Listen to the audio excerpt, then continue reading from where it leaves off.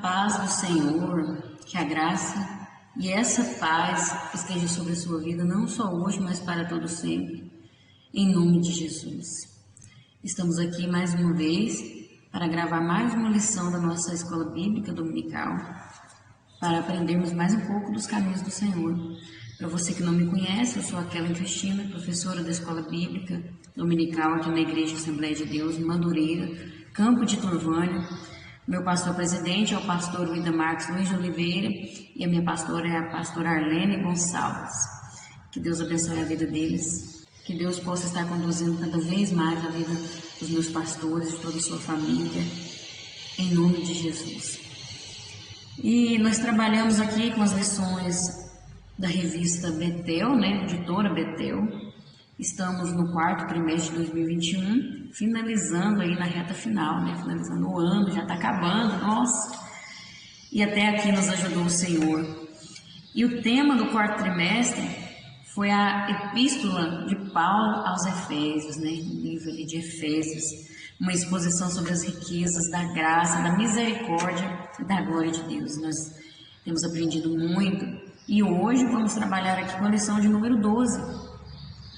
Só falta mais uma lição, que é a semana que vem, a 13, estamos aí finalizando para a glória de Deus. E a lição de número 12 tem um título que diz assim: a conduta do cristão no relacionamento familiar.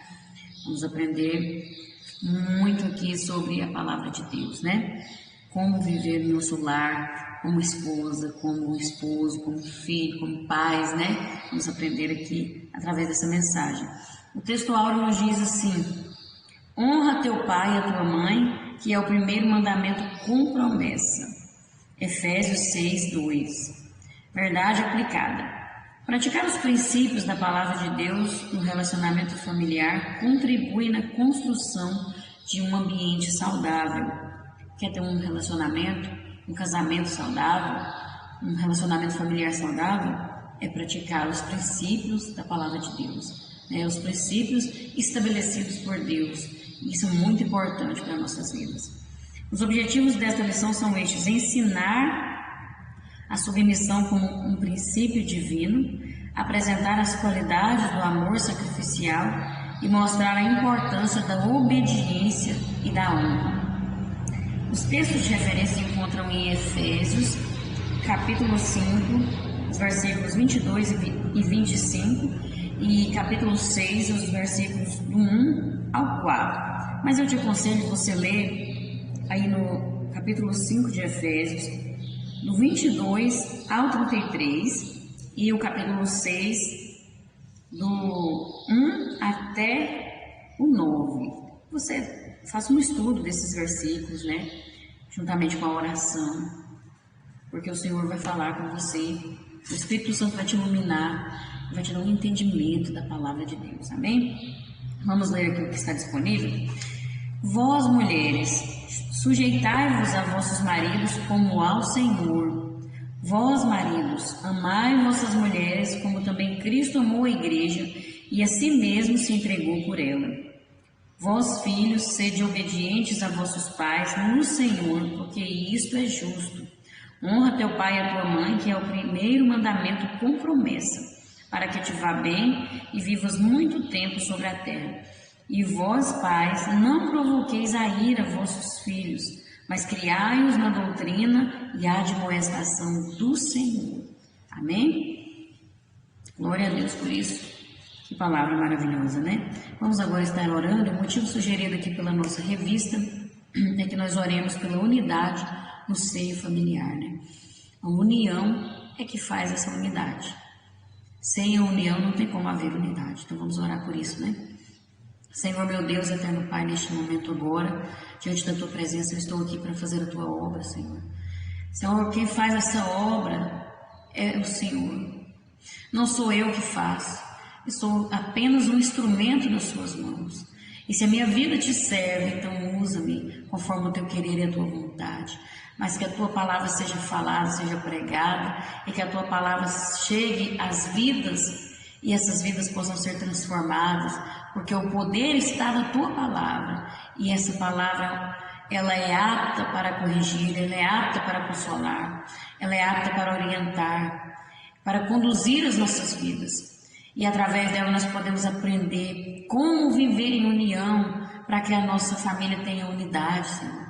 Eu oro por isso, que a nossa família, o nosso lar tenha unidade, que a nossa igreja, a nossa família espiritual tenha unidade. Se a nossa família e nosso lar tiver unidade, tiver em união, então na igreja também isso acontece. Que o Senhor possa nos ajudar a buscar essa comunhão, a buscar esse amor. Senhor, não é fácil, mas se o Senhor estiver conosco, nós vamos conseguir. Nos capacite, nos oriente, nos conduza segundo o teu querer e a tua vontade. É o que eu te peço, não só hoje, mas para todos sempre, em nome de Jesus. Amém. Glória a Deus. A introdução vai nos dizer assim, em Efésios 5, 22 ao 33 e 6, do 1 ao 4, Paulo trata do comportamento cristão no lar, citando a responsabilidade de cada componente e destacando respectivamente os diferentes papéis exercidos conforme os princípios da palavra de Deus. Nós sabemos que no lar, cada um tem um papel importante. Cada um tem uma função. É muito importante que todos estejam cientes da sua responsabilidade, né, do seu papel, e que estejam exercendo esse papel baseado nos princípios que a palavra de Deus, porque quem formou a família foi Deus, Ele é o Criador de todas as coisas, e quem melhor do que Ele para saber como que funciona? Quem melhor do que Ele para saber como conduzir? Então, vale a pena a gente obedecer ao Senhor, obedecer a esses princípios que a palavra de Deus nos orienta para termos sucesso em nosso casamento, em nosso lar, em nosso papel como pai e mãe, né? E não é fácil, como filhos também, né? Mas com a palavra do Senhor nós vamos conseguir em nome de Jesus. Nós vamos ver no tópico 1 a submissão e a obediência a Deus, que vai dizer assim: a igreja é formada por famílias, ela é a grande família de Deus. E tendo esse conceito de igreja como família, Paulo aproveita para instruí-los sobre seus deveres nos diferentes relacionamentos entre si.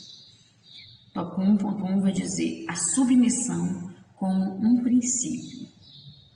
Olha, a família é um presente do Senhor, e tem que haver prioridade nesses princípios, para que a família possa permanecer firme, alicerçada, né? Estabelecida ali, de acordo com a vontade de Deus. E aqui nós vamos ver no 1.1 que diz assim: Deus trabalha com princípios e propósitos. Isso é uma realidade, né? Os princípios representam um conjunto de normas que devem ser seguidas para que se alcance um determinado propósito. Olha, se você estabelece um propósito, um alvo, um sonho na sua vida, você precisa passar por etapas. Isso em toda a nossa vida, em todos os sentidos.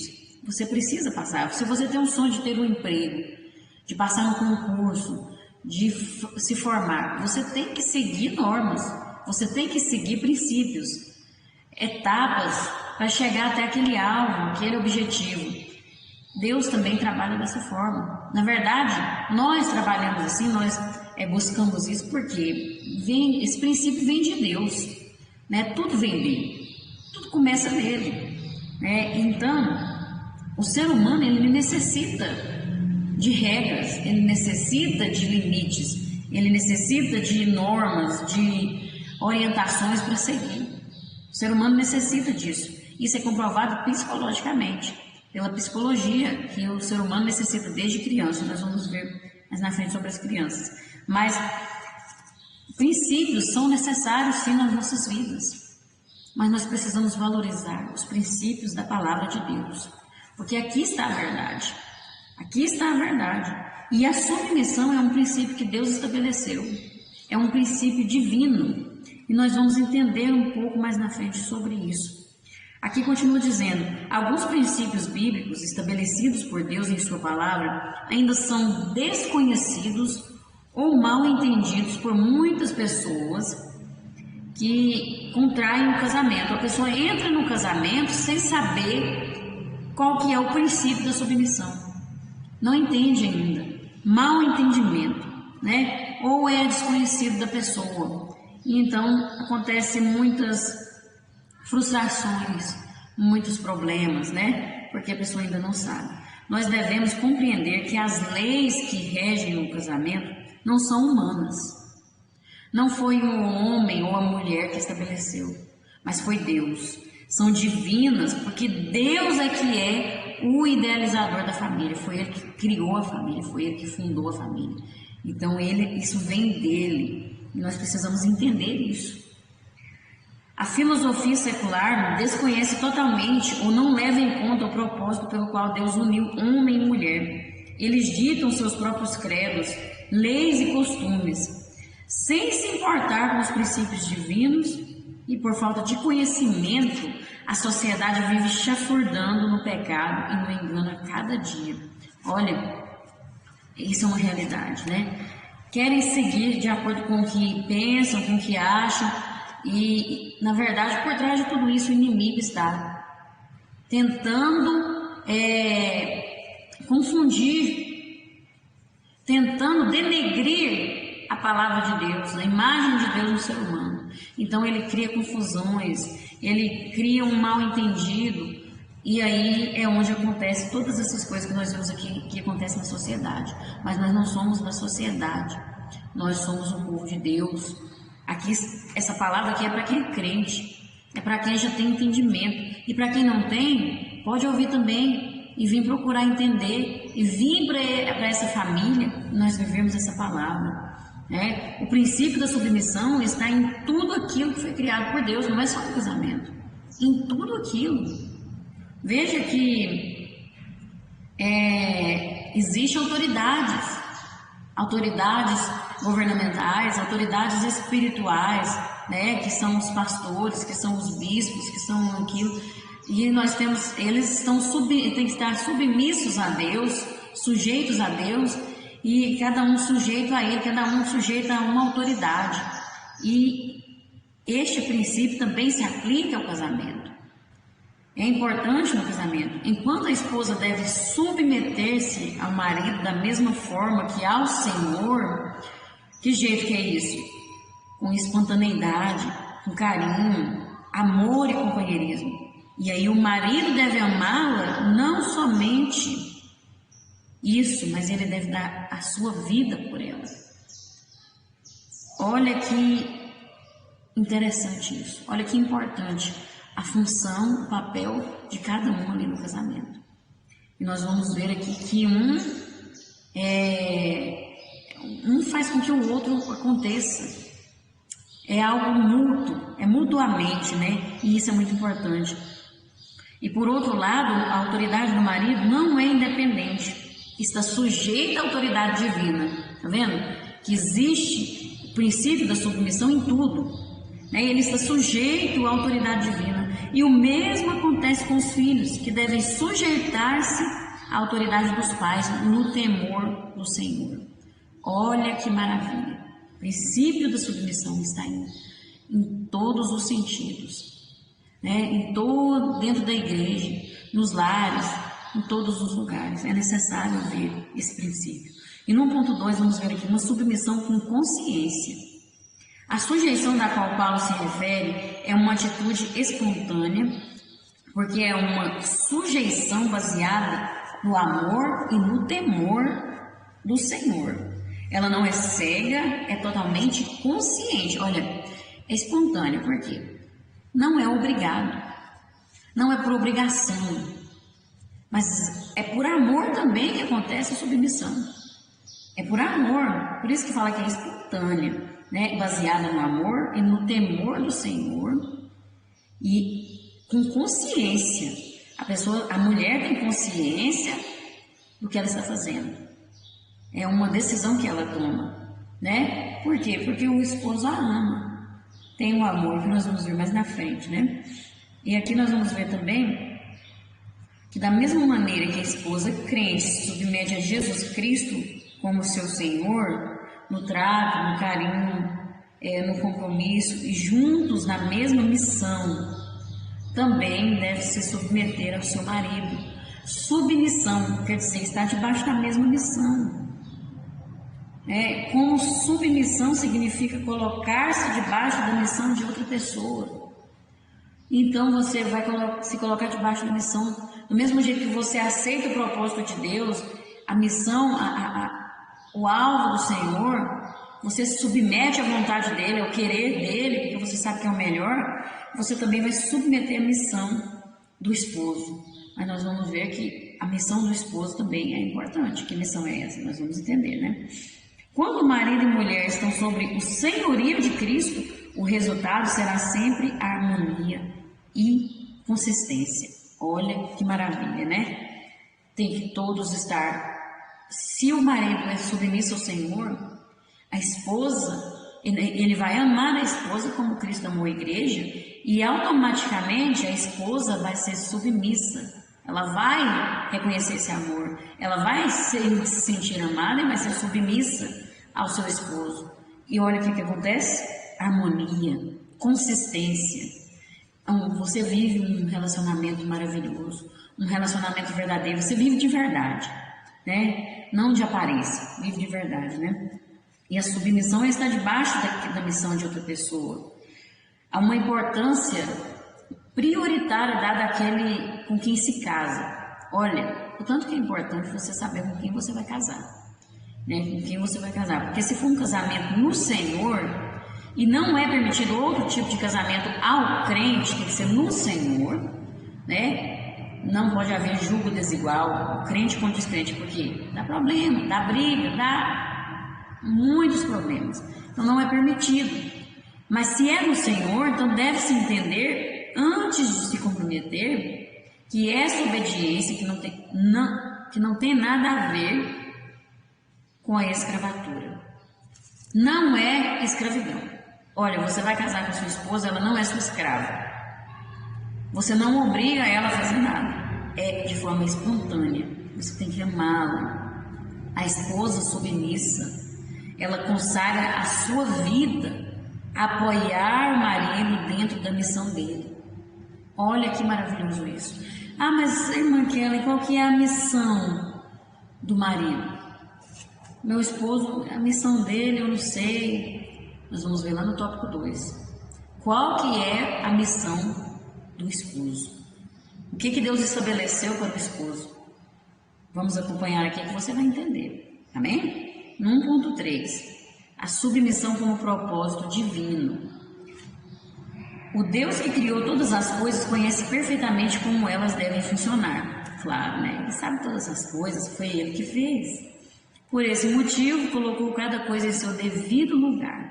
Tudo está no lugar certo. É o ser humano que fica bagunçando as coisas, né? Deus colocou a mulher ao lado do homem para ser sua companheira e para que juntos completassem um ao outro. Um completa o outro, né? Por isso que se torna uma só carne. A mulher é a companheira, é a adjuntora, né? É a auxiliadora. E a razão da submissão da esposa ao marido é baseada no fato de que o marido é a cabeça da esposa, assim como Cristo é a cabeça da igreja. Olha, quando fala disso, o marido é a cabeça da esposa, porque ele é o representante de Deus. Ele é o representante, ele é o líder, ele não é um chefe. Chefe é quem fica só mandando, é quem fica só obrigando as pessoas. Agora o líder não. O líder, ele batalha junto. Ele sabe que aquilo ali é uma carga que é para ele carregar junto, né? O marido, ele sabe, quando ele é a cabeça da esposa, ele sabe que ele é o protetor, que ele é aquele que cuida, que protege, que deve conduzir a sua família. E a esposa deve se submeter a isso. Que propósito é esse? A conduzir a família. Gente, se a gente casa um com o outro, né, as pessoas se casam, é com o mesmo propósito, é levar essa família adiante, formar uma família. Então esse é o propósito do casamento, né? Tem gente que vai para o casamento pensando só em satisfazer seus próprios desejos. pensando só em ser feliz. Não, você casa para fazer o outro feliz. Se todo mundo tiver esse propósito, aí sim tem um casamento abençoado. Mas você tem que ser altruísta, não egoísta, não pensar só em si mesmo. Então, se a pessoa tiver esse pensamento, ela vai entender, a mulher vai entender que o marido é o cabeça, ele é o líder, ele é quem conduz, ele tem que conduzir, ele tem que sustentar, ele tem que proteger. E a esposa vai se submeter a isso e auxiliar o seu esposo. A palavra de Deus diz que a mulher sábia edifica sua casa. Está vendo o papel importante da esposa? Está vendo que importância que é? Olha, isso é espiritual. A sujeição da mulher tem sentido espiritual. Não é nada desse mundo, não. Não é coisa que os outros pensam que é machismo, não. Misericórdia. As pessoas não têm um entendimento e ficam aí falando de coisas que não sabem. Não tem nada a ver. Deve ser vista como uma bênção e nunca como um sacrifício. Quem edifica é a esposa, que jeito, auxiliando, sendo adjuntora, sendo submissa, ajudando, orientando seu esposo. Olha, a mulher, ela tem um poder muito grande de influenciar. A mulher, ela é influenciadora. Ela influencia o seu esposo. Ela influencia os seus filhos. Então, se a gente souber usar isso, a gente edifica a nossa casa. Mas se a gente não souber usar, a gente destrói. Porque a palavra de Deus diz que a tola destrói a casa e a mulher sábia edifica. Como você está influenciando? Como você está se submetendo? Porque influenciar também faz parte da submissão. É importante isso nas nossas vidas. Olha o tanto que é importante, porque aqui vai juntar o amor generoso do marido, que vai prover o que o ambiente precisa, que vai garantir a submissão da esposa. Veja que é uma junção de muitas coisas. São papéis que precisam ser cumpridos, que precisam ser exercidos verdadeiramente. E a esposa cristã, ela é consciente do relacionamento que tem com Cristo como Senhor da sua vida. Se ela tiver essa consciência, a esposa cristã tem que ter essa consciência. E ela tendo essa consciência, ela se submete ao seu marido em amor recíproco, porque ele está demonstrando amor, ela também vai demonstrar. Isso é uma forma de amor também. E ela vai reconhecer ele como aquele que Deus lhe deu como companheiro e protetor, para que mutuamente eles se complementem. Isso é maravilhoso. Isso aqui é algo que a gente não consegue nem explicar, porque é só vivendo. É muito gratificante quando você vê que você complementa o outro, quando ele te complementa, aí você se sente completo, você se sente realizado, você se sente assim, eu consegui, eu cumpri o papel que foi para mim estabelecido. Você sente realização, você sente gratidão, e isso é maravilhoso. Que possamos viver essa submissão verdadeiramente, entender esse princípio divino e vivê-lo. Se você não entendeu, se você tem uma compreensão equivocada do que é isso, ore a Deus, busque a Deus no discernimento, e Ele vai, eu tenho certeza que Ele vai iluminar a sua mente e vai transformar a sua vida, amém? Agora no tópico 2 nós vamos ver amando como Cristo amou a igreja. Nós vamos ver e entender aqui a missão do esposo. Qual é a missão do marido? Nós vamos entender. Paulo agora se reporta aos maridos cristãos, cujo padrão determinado a eles é extremamente elevado. Eles devem amar suas esposas da mesma forma que Cristo amou a igreja e se entregou por ela. O amor deve ser um amor como o de Cristo pela igreja. Que amor é esse, né? Que amor, quem pode explicar o amor de Cristo pela igreja? Mas é o papel do esposo, buscar amar como Cristo amou a igreja, buscar amar a sua esposa, né? Nós vamos ver no 2.1, um amor sacrificial. O relacionamento do marido com a esposa é descrito aqui em um espaço muito mais amplo, tá vendo? mais amplo do que o da esposa mesmo, do que o papel da esposa.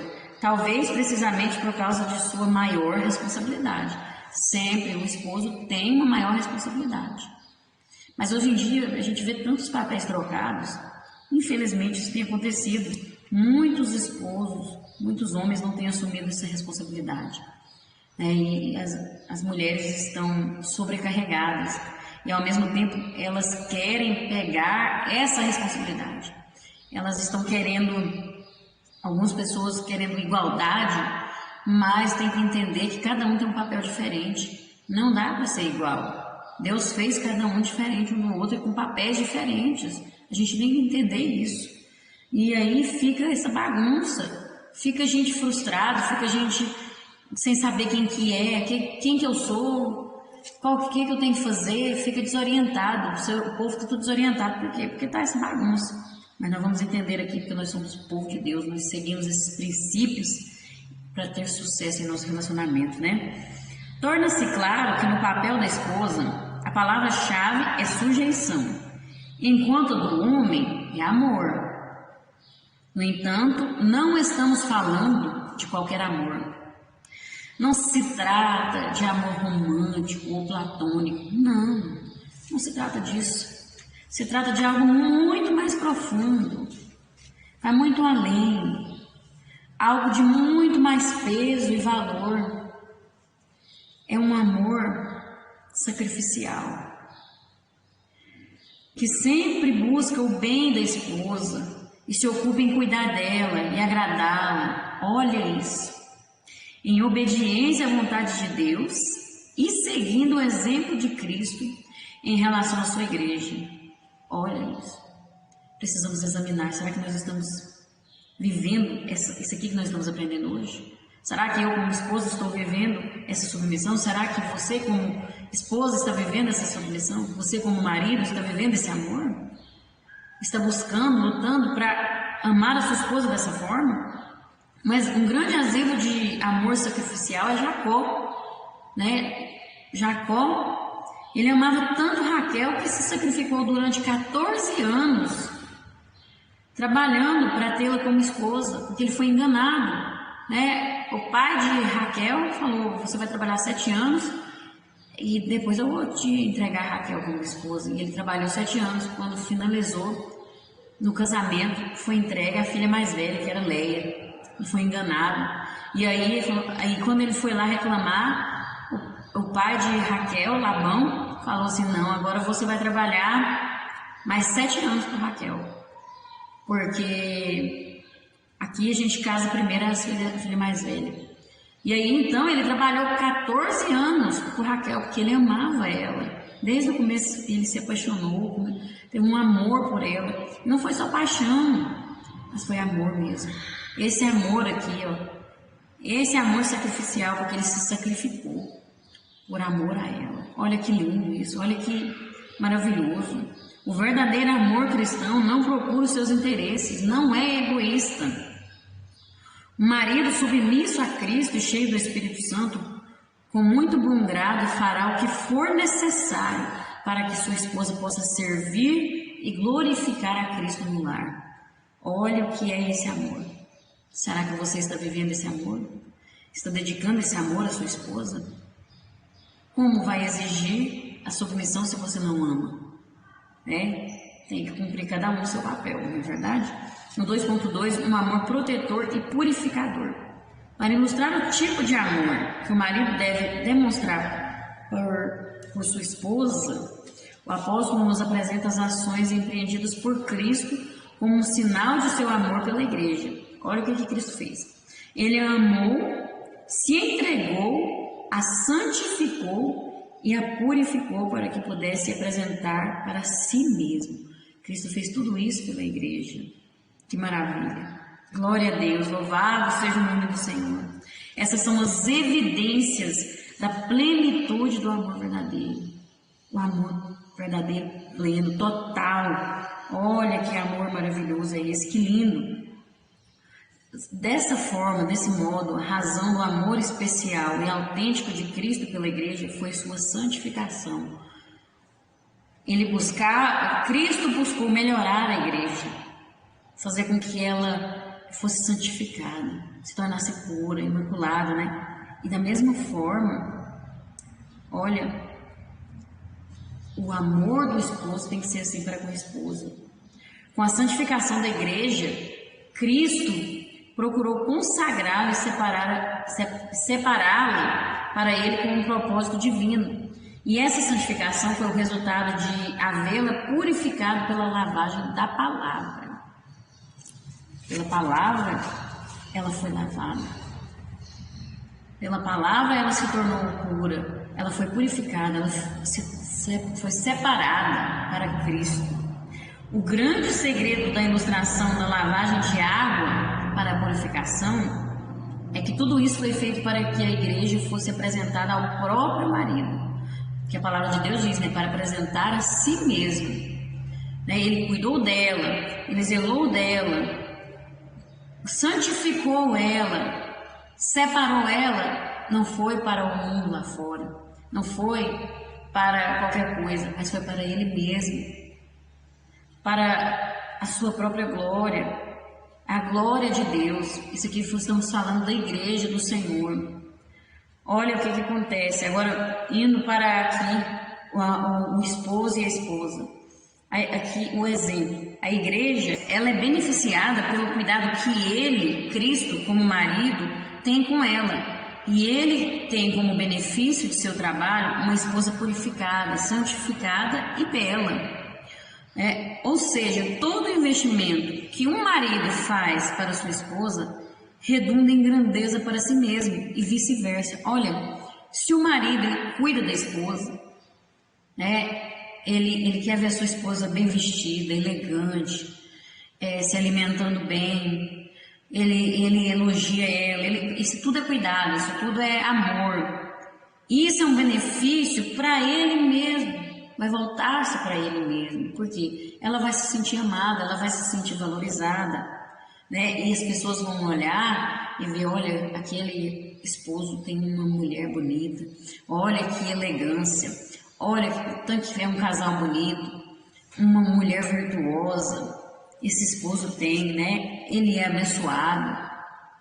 Tudo isso é para ele mesmo, veja só. E ela sendo cuidada, ela vai retribuir, mas ele tem que cumprir o seu papel como esposo, ser um líder, ser o protetor, ser o provedor e também amar como Cristo amou a igreja. Né? E o esposo é aquele que orienta a esposa. Ele coloca limites, ele estabelece princípios, ele tem essa autoridade.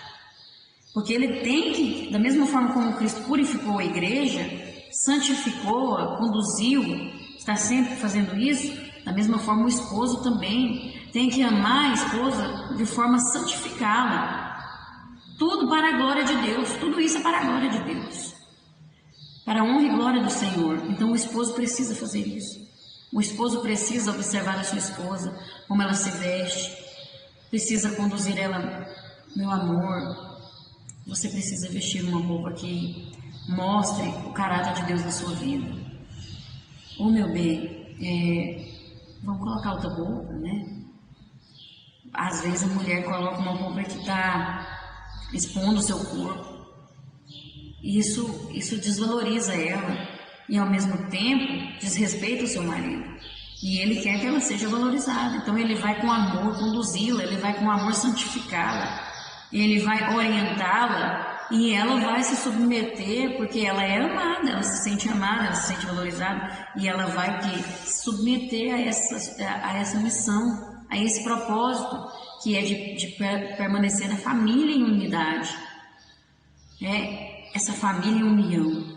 Então tudo isso faz parte desse amor que também, além de ser sacrificial, é um amor protetor e purificador.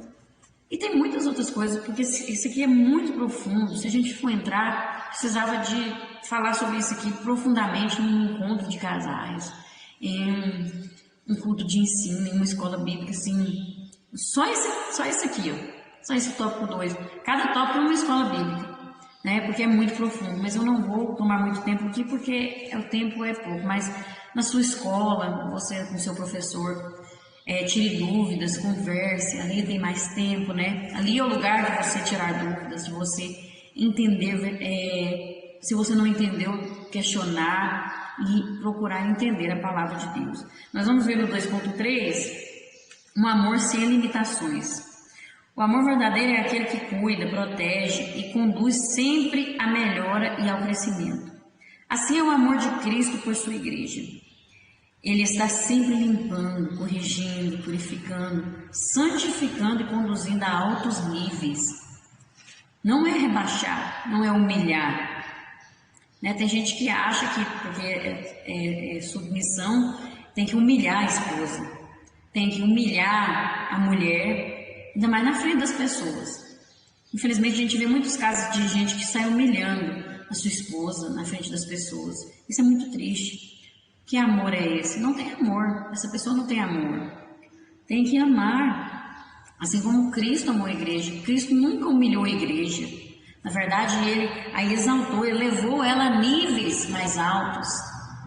Olha que maravilhoso isso. Paulo, ele exalta o amor conjugal ao nível mais alto possível, pois vê no lar cristão uma imagem do relacionamento entre Cristo e a igreja. Olha isso. Sabemos que a igreja não é perfeita, ela tem máculas e rugas. As máculas são causadas pela contaminação exterior, enquanto as rugas vêm da deterioração interior. Mas é o amor sacrificial do marido que a auxilia em todo o tempo. Auxilia a esposa, né? Cristo tem uma esposa imperfeita, mas nem por isso pede o divórcio. Ao contrário, ele se sacrifica por ela. Quantos maridos que depois de 10, 20, 30 anos começam a olhar as mocinhas novas, mulheres mais novas e começam a olhar as imperfeições da sua esposa, não olha as suas próprias imperfeições, que todos nós somos imperfeitos, e aí qualquer coisinha é motivo de divorciar. A gente vê casamentos de anos se destruindo com traições de homens que procuram mulheres mais novas, infelizmente, né? Isso não tem amor, não tem amor, porque o amor faz com que ele se sacrifique por ela. O amor, ele suporta tudo. Você pode ler lá em 1 Coríntios capítulo 3, o que é o amor. É com aquele amor ali que o esposo tem que amar sua esposa, e vice-versa também. A esposa também deve amar. A esposa e o marido cristão possuem duas grandes vantagens ainda, além de ter o amor de Deus, além de ter esse ensino da palavra, ainda tem o poder do Espírito Santo para capacitá-los, e o exemplo de Cristo para incentivá-los. Nós temos tudo isso, olha que bênção. Dá para a gente buscar, dá para a gente lutar, dá para a gente perseverar por esse relacionamento. É necessário a gente ainda insistir, não desistir, mas seguir o exemplo de Cristo, que não desistiu de nós sendo pecadores, nós sendo imperfeitos. Ele não desistiu de nós, ele insistiu por amor e foi até a morte de cruz e nos transformou, né? E da mesma forma, nós também não podemos desistir dos nossos relacionamentos. Precisamos insistir, precisamos amar, assim como Cristo nos ama, assim como foi o amor dele, nós precisamos ir até o fim, sacrificar, assim, o esposo se sacrificar, né, no sentido do Senhor que é ensinado aqui, né? Não é a esposa também explorar o seu esposo, porque tem muitas mulheres aí que estão se explorando, acham que o esposo é obrigado a dar tudo que ela quer e pronto. Também não é assim não, né? Tem que ter tudo tem que ter equilíbrio, tem que estar em equilíbrio. Se tiver em equilíbrio, aí é bênção pura, aí é sucesso, aí é vitória, só vitória. Vem as lutas, mas é só vitória também.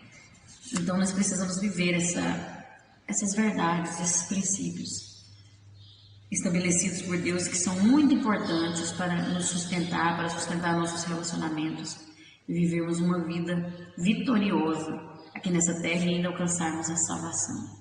Amém? No tópico 3, nós vamos ver o relacionamento entre pais e filhos. Paulo agora direciona sua palavra para exortar os filhos a obedecerem aos pais no Senhor e a honrá-los. Os filhos devem honrar seus pais porque, além de ser um procedimento correto, é um mandamento do Senhor.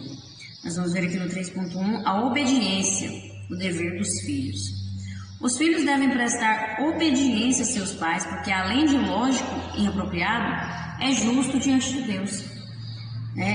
Isso é justo. Tem que prestar obediência, São os pais, saíram deles, São eles que estão criando, são eles que estão sustentando, então é justo que haja obediência.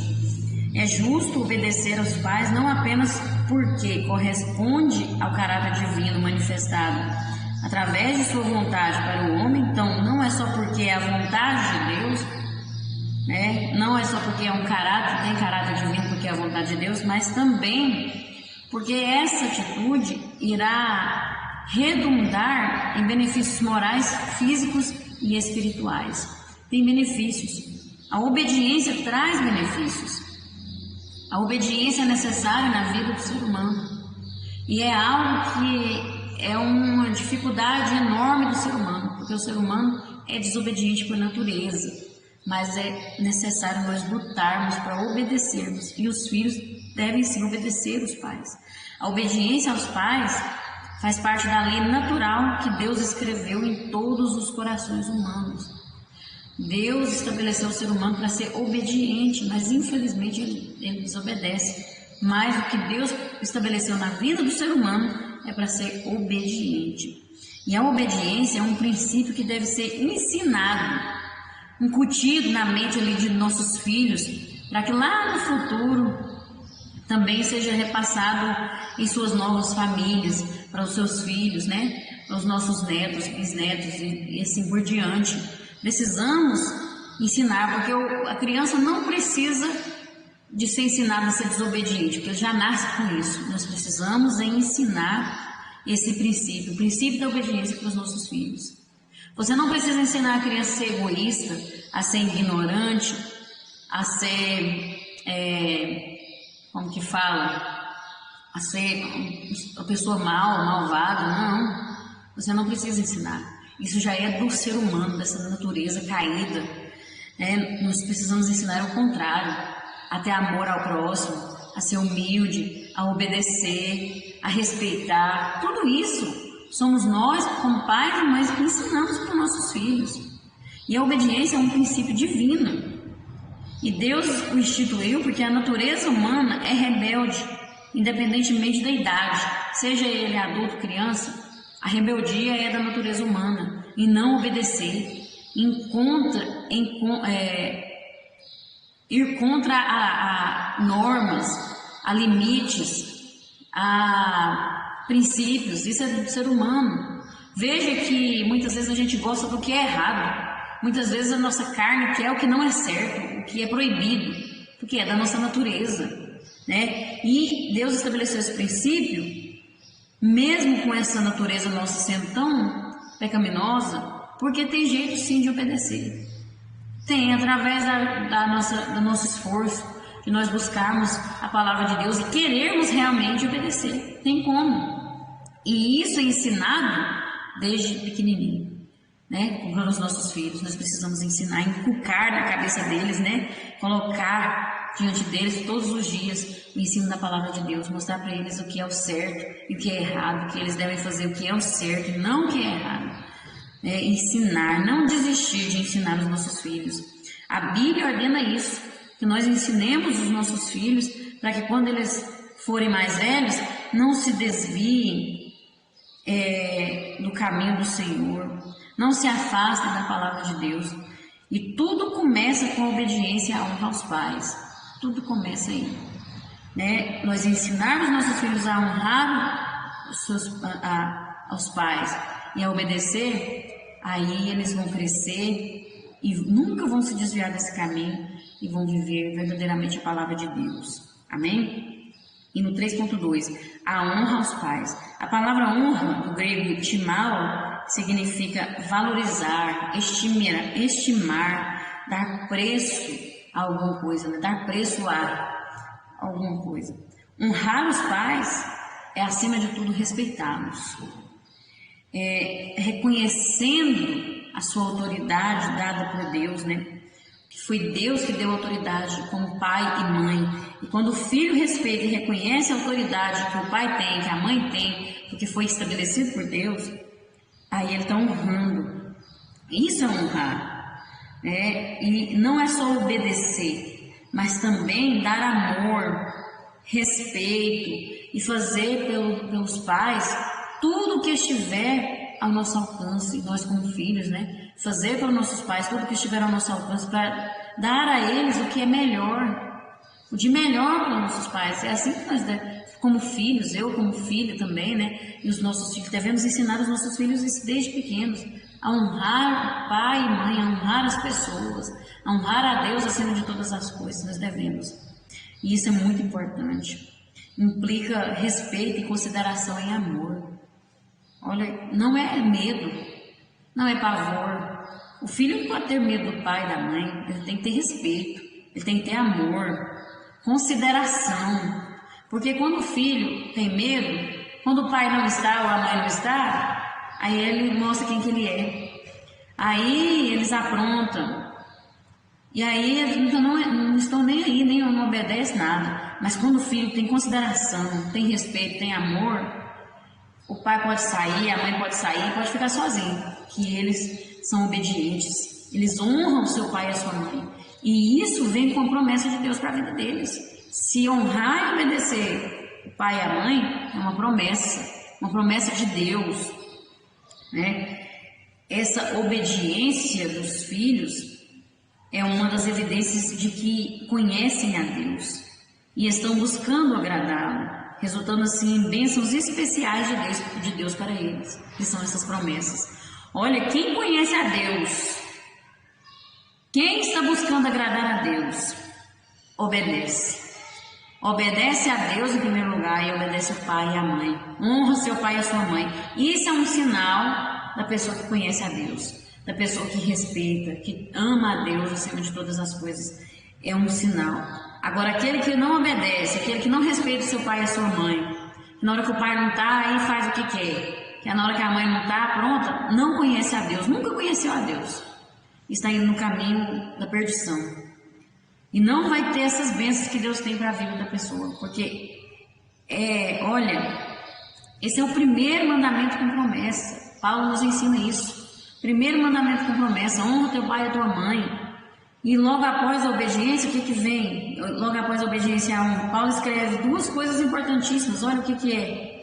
A primeira é para que te vá bem, e a segunda é para que vivas muito tempo.